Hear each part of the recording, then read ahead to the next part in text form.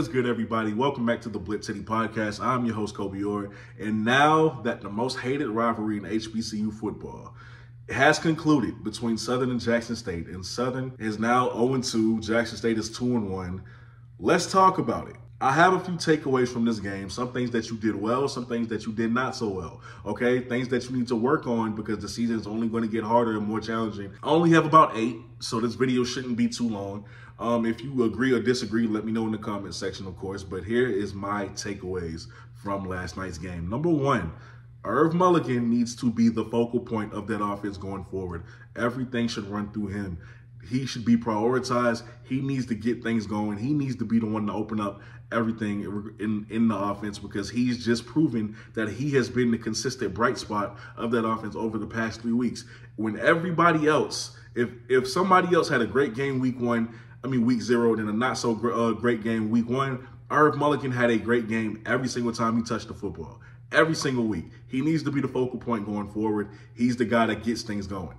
Number 2, defense, for as great as y'all played, especially up front with the pass rush, you let Southern stay on the field way too long. And that is something that is very uncharacteristic of you guys from over the past 2 years. When you've had an opportunity to get people off the field over the past 2 years, you've done it with no problem. I cannot tell you how many 3rd and longs I've seen for Southern that ended up in a first down because Harold Blood sat back in that pocket and made a throw, or they just made some kind of play to keep the drive alive so many times. Or if it didn't happen like that, it was a penalty to help them guys keep the drive going.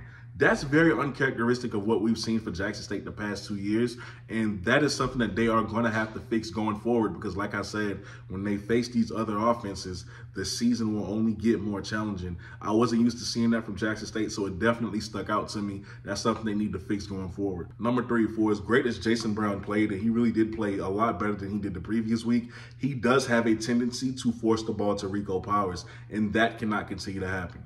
Like I said, he had a really good game. That would be my only critique of Jason Brown, to be honest with you. But him forcing the ball to Rico Powers can come back to bite him in the long run. There was one low percentage throw in particular where Rico Powers was covered by 2 defensive backs. He was tight-roping the sideline as it is, and Jason Brown tried to fit that ball in there. Glad it wasn't intercepted. It just resulted in an incomplete pass. But that can't happen going forward. It was on a first down. You lose it down now on a low percentage play that shouldn't have happened. Just do not force the ball to Rico Powers going forward. Number 4, incorporate Andre Hunt in the offense more. What we've seen last night, him turning on the Jets on a play call that I actually liked. I really did like that play call by Maurice Harris, and we'll get into him a little later as well. But Andre Hunt is a burner, and that speed does not need to stay on the sideline for much longer, man. He completely outran everybody. I don't even think he was touched. He needs to be incorporated in that offense a lot more. He should be getting a lot more plays like that going forward. I don't know what took them so long to run that one, but Andre Hunt needs to be incorporated in this offense a lot more. Give him a bigger role. He's proven that he's worthy of it. All right, now for Sunday dinner reasons, I have to be upstairs, obviously. Y'all should understand that. At least you got to see a fireplace for a little bit. All right, but let's continue. So my next point, my next takeaway at least, your pass rush, best they've looked since week 0. They look better than week 0, to be honest with you. I mean, they were just flying around.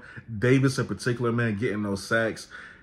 Harold Blood was literally the hunted for the majority of that game, and I just love to see it. That front 7 was on fire, for the most part, stopping the run as well. They just did a great job. Not much I can say on them. It was just a magnificent job by that front 7, by that pass rush. Absolutely insane. Isaac Peppers, I don't know why I call him Isaiah.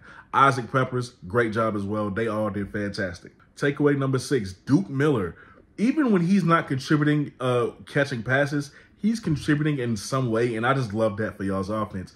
Duke Miller, I don't know if y'all caught those blocks that he made. He made 2 blocks in one play, 2 important blocks on one play that led to Irv Mulligan scoring on that last touchdown. And I just said to myself, Duke Miller is just so impressive, and he's such a key contributor to this offense. Even when he's not catching the football, he's just a great contributor. Keep him on the field. My next point, Matt Knoll, outstanding. His leg is so... Every single time he punted that football, He put them boys all the way back, with the exception of the kick return. He put them all the way back, man. He is such an undervalued asset because nobody talks about him because he's a punter, right? But man, there's a reason why he's an All-American. You see why he's an All-American. Like, dude, great damn job getting him this offseason. Him flipping that field really made a difference in this game too. 2 more points, right? Number 1, the play calling at times really wasn't what it should have been. Because why is Irv Mulligan not getting the ball on 3rd and 3? Why on 3rd and short situations or in the red zone, we're not prioritizing giving Irv the ball? Why are we trying to pass it? Sometimes the play calling just infuriated me, and I was looking at Maurice Harris like, yo, you're trying to be too cute. Just do what works. You feel me? That could have been better at some points during this game. My last point. Desmond Moultrie played exceptionally well. And I'm glad that y'all have found a replacement for J.D. Martin until he get back. That running back in particular, with him and Irv Mulligan, y'all don't miss a beat in the run game, and that's great for you guys.